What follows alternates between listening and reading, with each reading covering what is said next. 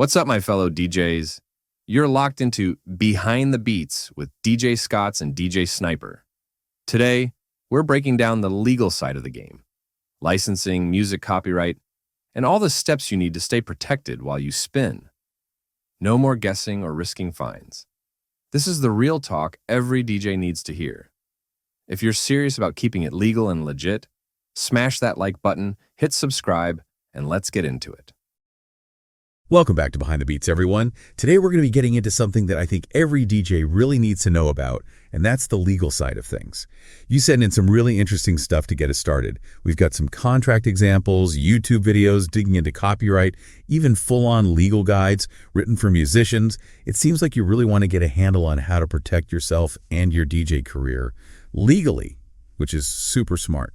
So that's what we're going to break down today. We're going deep on contracts, copyright laws, all those essential legal aspects that every DJ should have on their radar. Yeah, I think what's really cool about all the stuff you've gathered is how it all emphasizes that knowing this stuff inside and out isn't just about avoiding trouble. It's like a fundamental part of building a solid, successful career that lasts. So right off the bat, let's jump into contracts. Why are contracts so crucial for DJs? Like, what makes them so important? I noticed that the stuff you sent, like the transcript from that Six-Figure DJs video, really hammered home that contracts are like non-negotiable. They're not just a suggestion, right? It's about making sure you get paid what you deserve and that the client knows exactly what they're getting, including bringing all the equipment you need. It's the foundation of a professional agreement. Yeah, totally. You know, a clear contract isn't just about the money. It's about having clear expectations from day one, which honestly can prevent a lot of headaches down the road.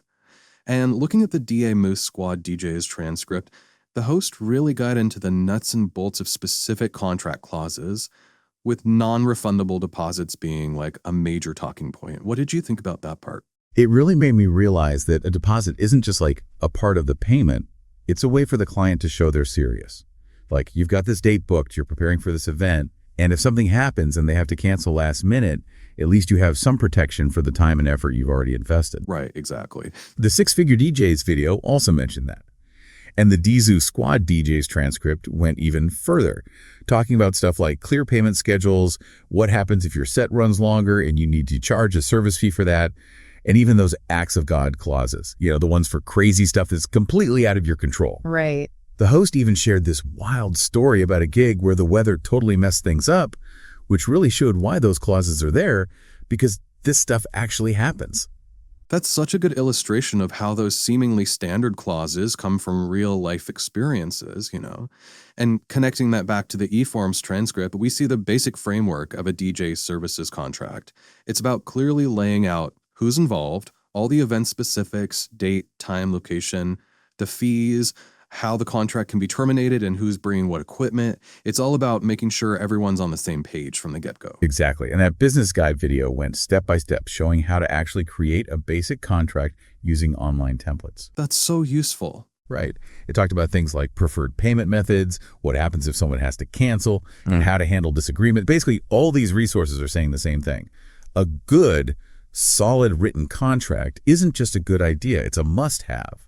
It protects you and the client, makes things super clear from the start, and honestly, it makes you look way more professional. It really does. So thinking about your own experiences as a DJ, are you using detailed written contracts for all your gigs? Like, are you covering all these key points we've talked about? Now, let's get into copyright law, which can be kind of a tricky area. The Industry Hackers video was pretty straightforward. It basically said that if you're a DJ playing music in public and getting paid for it, you need licenses to make sure the artists who created that music are getting their fair share. They even broke down the different types of licenses, like public performance licenses for playing at events and digital DJ licenses for copying and digitizing music. And they mentioned these organizations called PROs, that stands for Performance Rights Organizations like ASCAP, BMI, and CSAC, which handle those licenses and collect royalties. What was interesting was that they pointed out that a lot of venues actually get those licenses, so the DJs might already be covered. Oh, that's good to know. Yeah, and Dr. Drax from that Disc Jockey News video was super adamant about that. He was like, it's the venue's responsibility to make sure they have those ASCAP, BMI, and CSAC licenses, not the DJs. He also busted some myth, like the whole blanket license for remixing thing. He basically said, no, you need permission for each track you remix. Oh, really? And he was clear about mixtapes, too. Like, just because you're mixing songs together doesn't mean you can distribute them without permission. That's been a copyright no-no forever. Okay, that makes sense. He also stressed that DJs should only use legitimate music pools that have those agreements to pay royalties to the artists. And he warned against those shady download deals that seem too good to be true.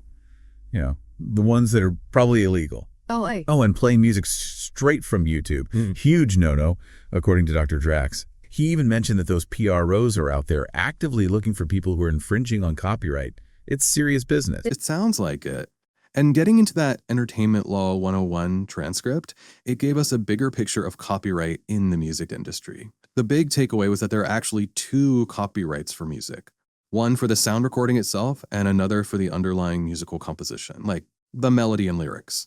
They talked about how important it is to register, both to protect your work if you're creating music, and how complicated things can get when it comes to splitting royalties, especially if it's not clear who owns what. And get this, they even touched on AI-generated music and copyright, which is like a whole new world of legal questions. That's getting really futuristic. But those pasted text sources were super helpful too. One of them explained the difference between those 2 copyrights really clearly, like you were just saying.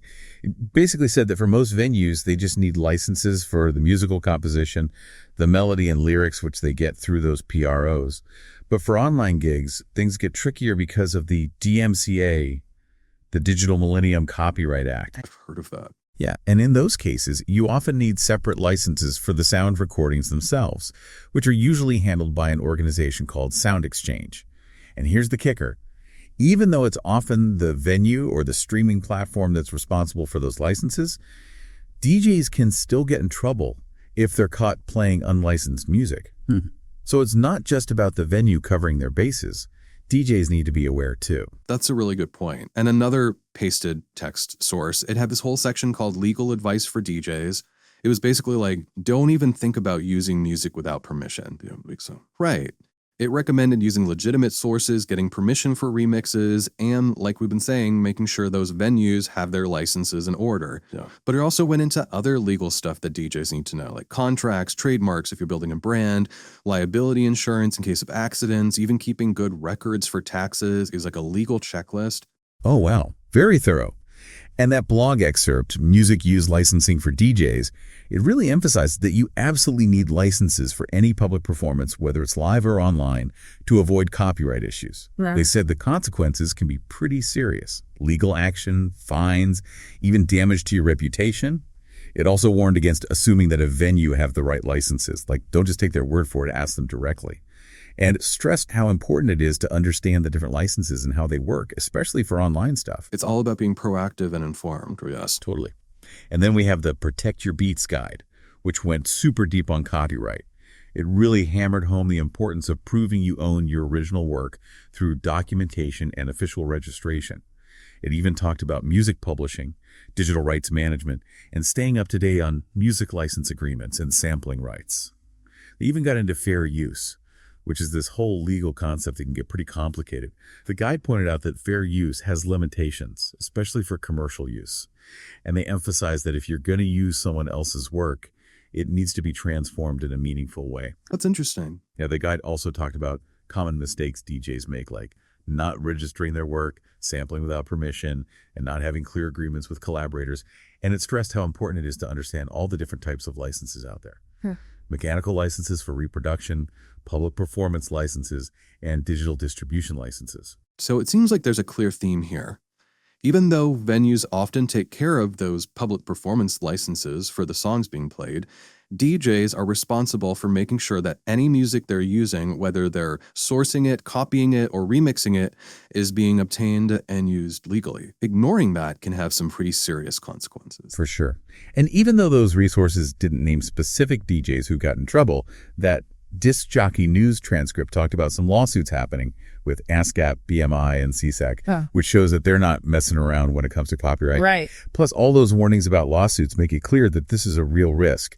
And that part in Protect Your Beats about unauthorized sampling, it really suggests that DJs who aren't careful with sampling could find themselves in big legal trouble.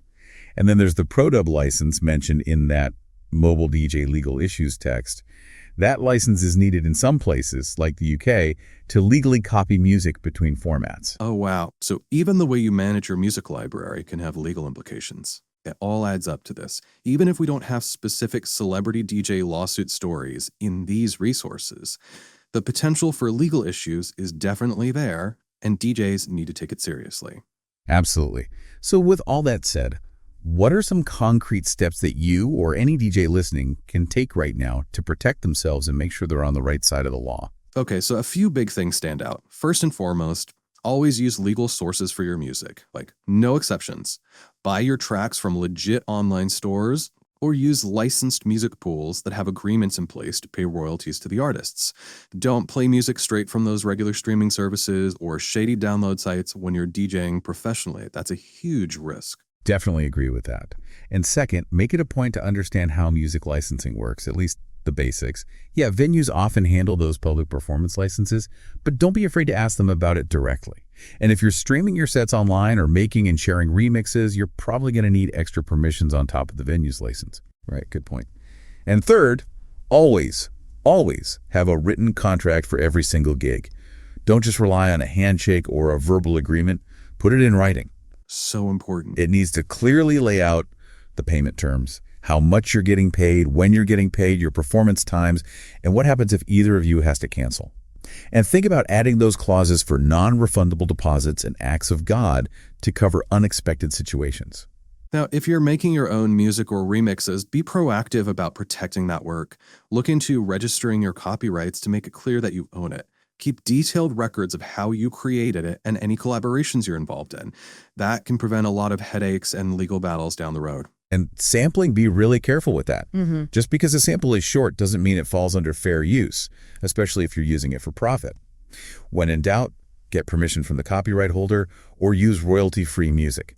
It's always better to be safe than sorry when it comes to using someone else's work. And in some regions like the UK, if you're copying music between formats, check if you need a ProDub license to make sure you're doing it legally. That's a good reminder for DJs in those areas.